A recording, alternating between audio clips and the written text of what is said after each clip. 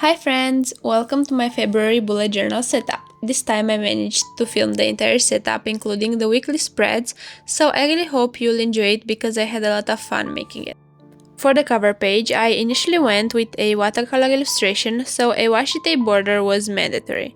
I don't know about you, but every time I use washi tape for clean borders, it's really a make or break situation for me, because I never know when the washi tape decides to rip off the paper and potentially the illustration itself, or sometimes it's not even sticking to the paper, so the watercolor splashes under the washi tape and you only find out at the end when you lift it off the paper.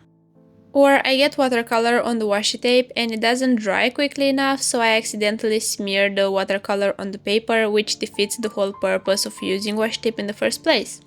Do you have any of these struggles? If you know a better way to have a clean and mess-free border for your illustrations without using washi tape, please let me know.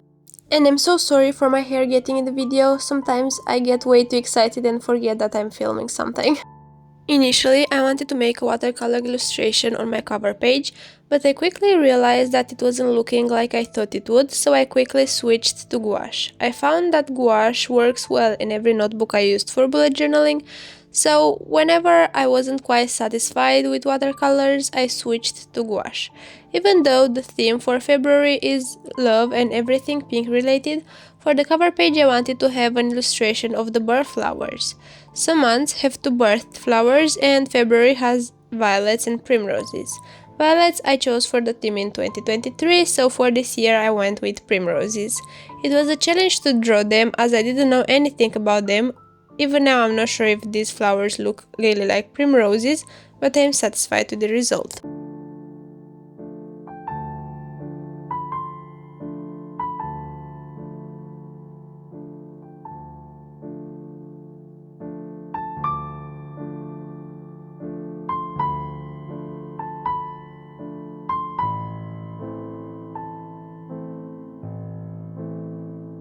I always have a page in my bujo that I'm eager to work on.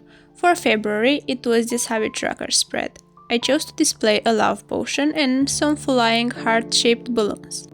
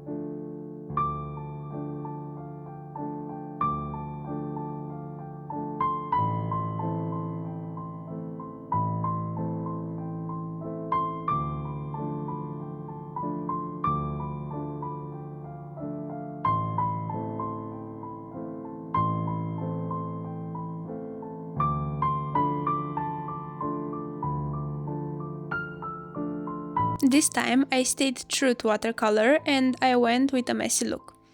After the paint dried, I outlined the bottle with a micron fine liner just to define it a little bit.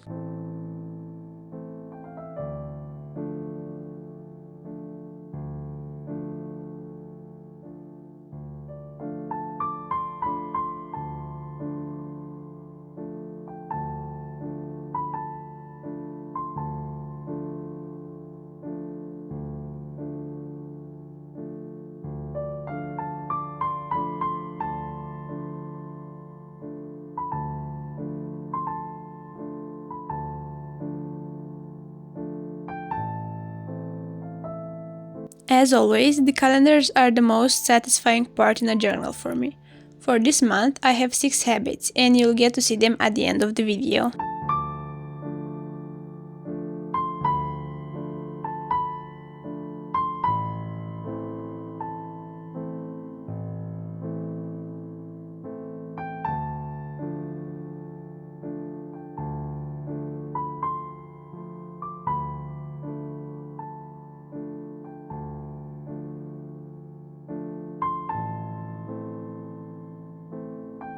Let's get started with the weeklies, shall we? I mostly use stickers to decorate them and some watercolor where needed. It's always a struggle for me to design these weekly spreads because I want to use only one page for each week. I do this because I really don't have that many daily activities and I don't use these boxes as a detailed to-do list. I mostly jot down activities I don't want to forget about, important events, or things about that day that I'd like to remember in the future when I'll look through my bullet journal again. I love notebooks, but I don't like to have a lot of filled in notebooks in the house. I don't have my life figured out yet and I don't have a permanent home yet either, so having many journals will only hinder me when I'll move or switch houses. So having a week only on one page ensures that I'll need only a notebook for the whole year, and this way I save a lot of space. I'll let you enjoy the rest of the process. There's not a lot I can tell you about while designing my bullet journal, so if you want me to talk about some specific topics in future videos, please let me know in the comments.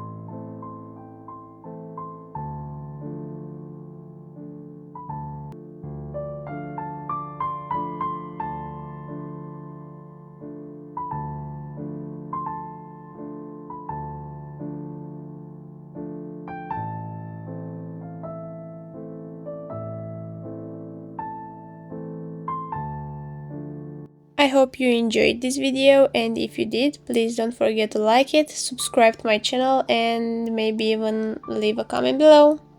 See you next time!